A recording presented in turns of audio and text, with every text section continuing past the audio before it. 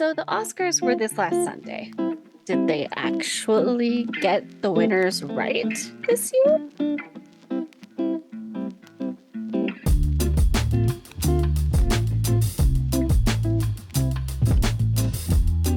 Welcome back to the studio sessions. My name is Brooke. Every week here we talk about movies. Movies we love, how to make movies, what is happening in the film industry. And this week is a big one annually in the film industry because it's the Oscars week. This last Sunday, all of Hollywood's finest gathered at the Dolby Theater for the Oscars, for the Academy Awards, as they are also called, because they are put on by the Academy. The Academy, which is referring to the Academy of Motion Picture Arts and Sciences. And if you don't know how this works, let me give you a little bit of baseball insider info just so you understand who votes on these. It's voting members of the Academy, which includes the people in the industry. So it's the industry voting on itself. This is not an audience voted award ceremony. It is by the members of the industry itself, by everybody that is a card carrying voting member of the Academy.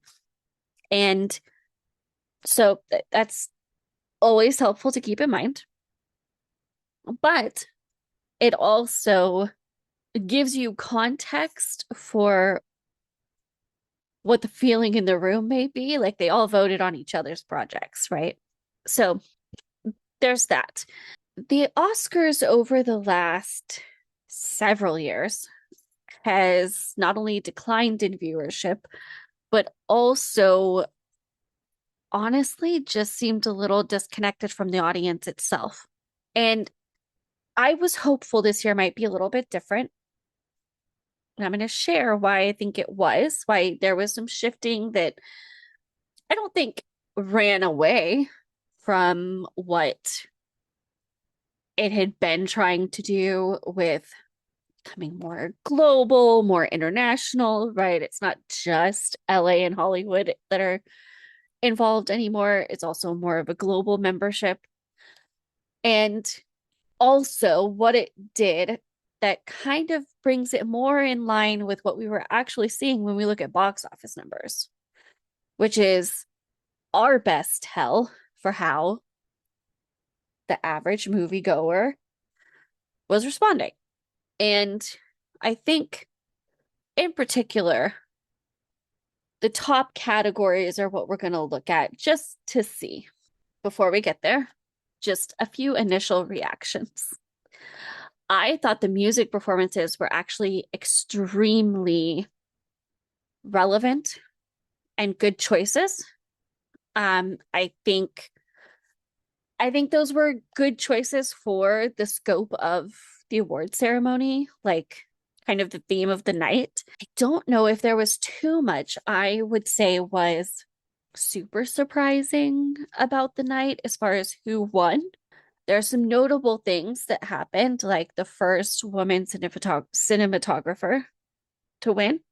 There was also Netflix getting more, and Disney and Pixar did not win animated, just connected to the Netflix thing. Also, Conan O'Brien is back as host, and honestly, I think his way of hosting works really well. It lets the show be the show instead of the host trying to make their own show within the show, if you know what I mean. I really liked his hosting. I liked it last year. I liked it again this year. I thought he was really funny when it needed to, and he didn't hold back. He didn't like soften his jokes or anything. And he kind of had his set times. He was being host, and then the presenters got to present, and the show got to be the show. And I think that was really good. Also, majorly notable for me was the In Memoriam section. So many thoughts on that. But first, just it was beautiful. I thought it was incredibly well done. I thought, unlike years in the past, it really gave space to acknowledge more of the work of those we've lost than in the previous years. I think it did a really good job of like taking that moment and really pausing for it rather than there just being a quick montage. I thought that was really good. And I think this is the first year that I got choked up and emotional in response to it without it being in response to seeing somebody's name in the montage, because they actually had special friends and people connected to that person, but also that we know and are connecting to, share about their relationship and experiences with that person that they had gotten to work with, and how they knew them, memories and thoughts about them, and just really beautiful sentiments from all three people that shared. You had Billy Crystal sharing about Rob Reiner, which was a beautiful tribute. You had Rachel McAdams sharing about Diane Keaton. And you had Barbara Streisand sharing about Robert Redford. And I have to say, this year was also like packed with very major, significant losses within the industry, all within the same year. Diane Keaton, Robert Redford, Robert Duvall, Rob Reiner, Val Kilmer, so many major people within the industry were lost this year, and not just major within the industry, but like that the average moviegoer audiences care about and know and love and mean a lot to. So I think the speeches were incredible. In particular, Billy Crystal, his ending to his speech, and Rachel McAdams ending to her speech, and Barbara Streisand's ending where she sang a little piece of The Way We Were. Oh, it was amazing. So I actually really appreciated that. That was a beautiful section of the show, and I thought done really well and more meaningfully than I remember it being ever before, let alone like just even last year. Even before that, I don't know if I've seen it done so meaningfully and so in depthly. And that might be a result of how many we've lost, but that was really significant and really good. I really liked that. I thought it was a beautiful tribute for all three of the people they highlighted and everybody in the montage that they also gave little clips from their work from.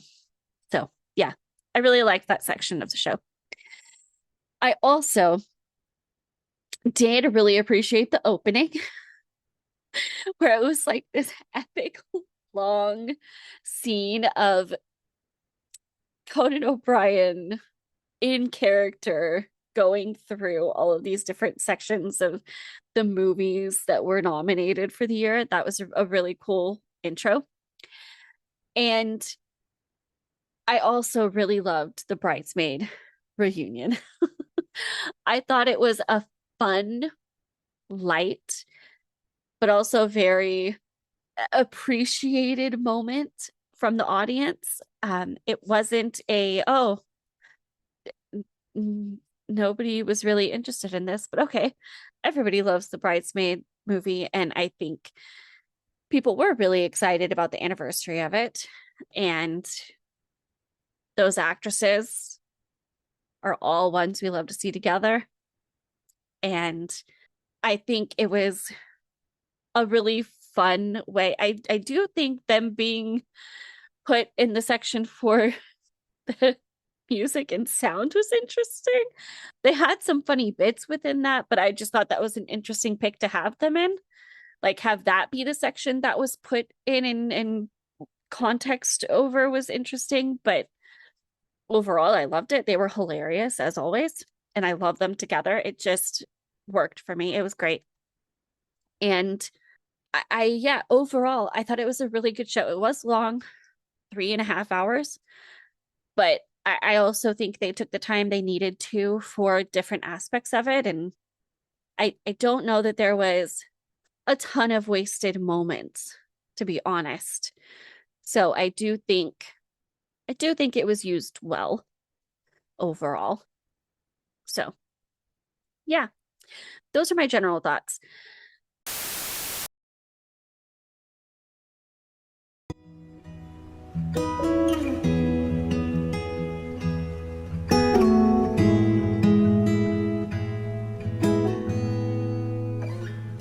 This has been a really hard journey. It's been a long road. Midway infertility dog.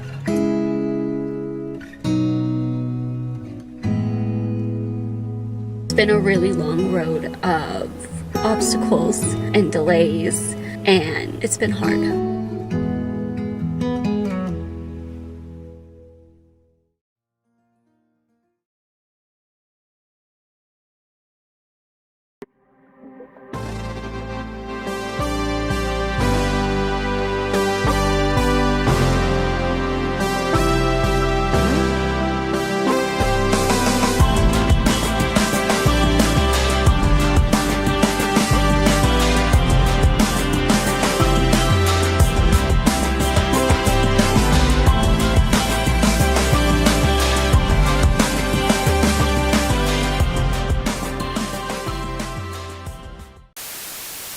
The big winners, the big categories. So we're looking at lead actor, lead actress, and best picture are the three I'm going to focus on. Lead actor went to Michael B. Jordan.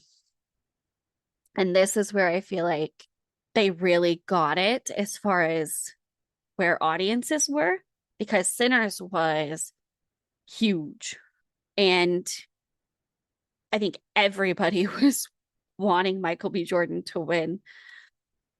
I think that played to not just within the industry, but also the audience that would be watching the ceremony at home and went to the movie theater to see the movie. I think that appreciated both sides and really showed that they are kind of acknowledging what not only was maybe critically and within the industry loved, but also loved by audiences. I thought that was done really well. I also thought lead actress. Now, the flip side of that is I do think lead actress and best picture were, well, at least lead actress was more industry acknowledgement than like box office acknowledgement or audience acknowledgement. But also, I do think one battle after the other, winning best picture, was much more a combination of the two. And so I think there was a balance within all of the winners, not just these three categories, but all of the winners that were good, that tried to balance both.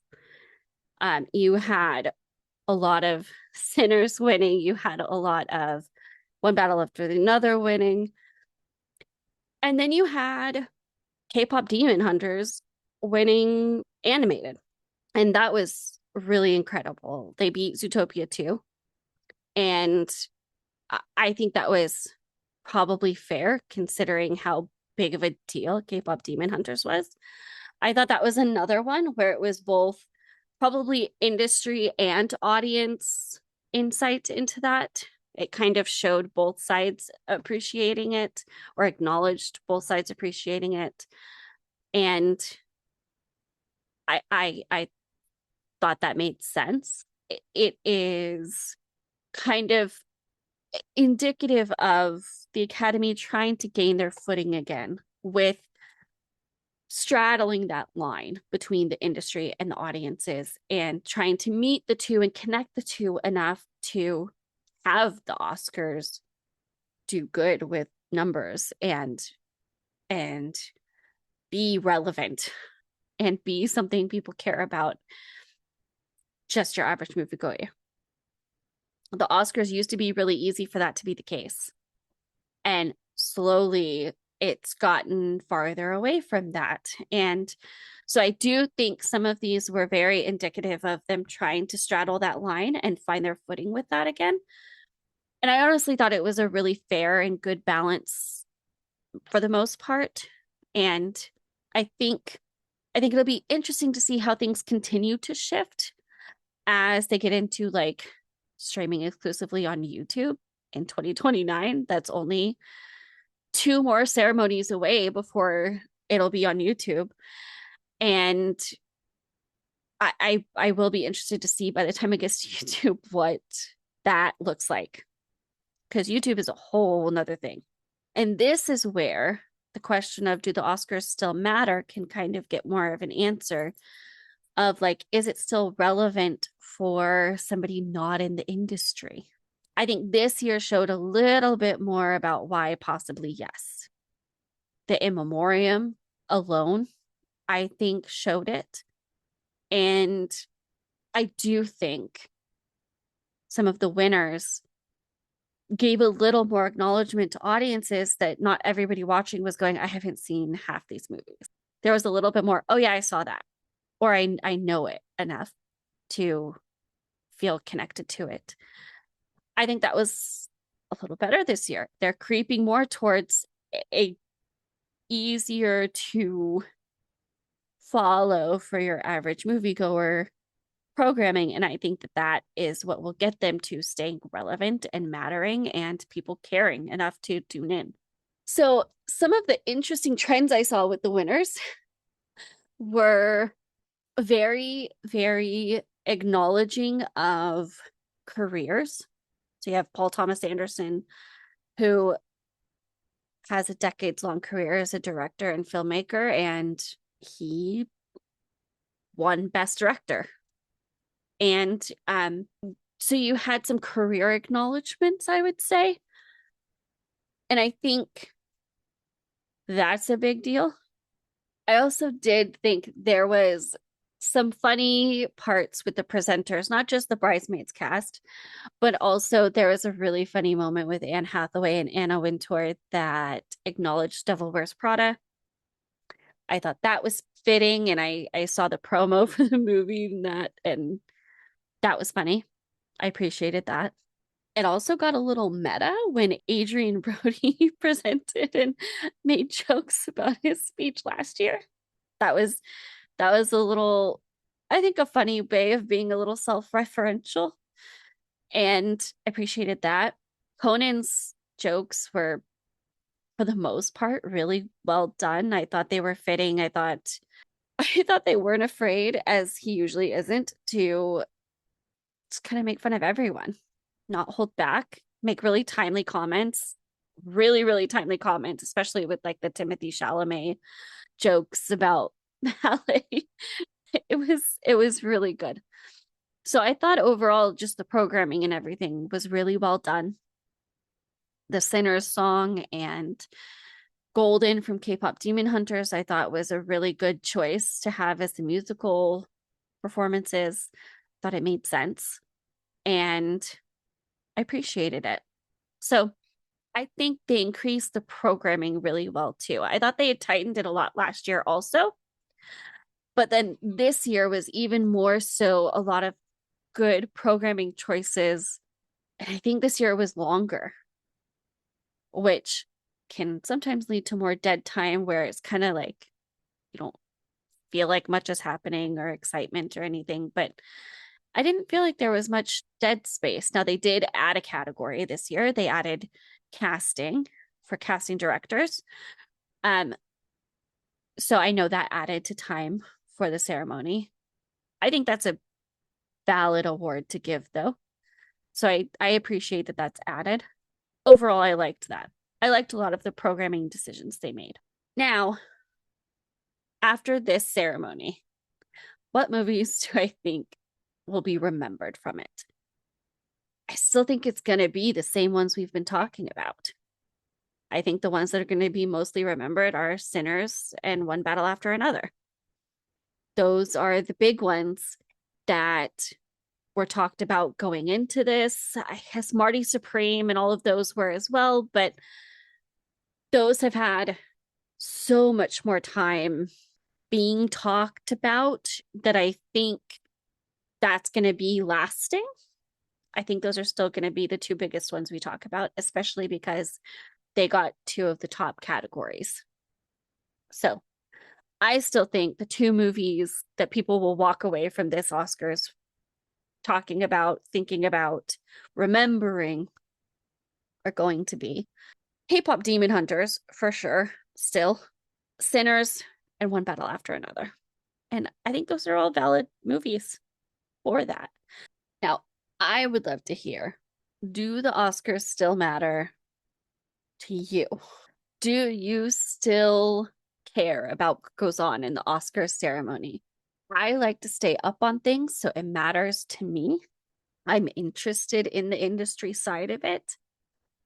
I would love to hear if these specific nominees, this program for this ceremony this year, did anything for you to bring it more into relevancy and help you connect to it more and be a little more invested in who wins these categories. I would love to hear. So if you have thoughts, if you got to watch, let me know in the comments. I would love to hear your thoughts and opinions. And I hope this gave you a little recap of some parts of it if you didn't get to watch it. And those are all my thoughts on it. And now we start the next award season.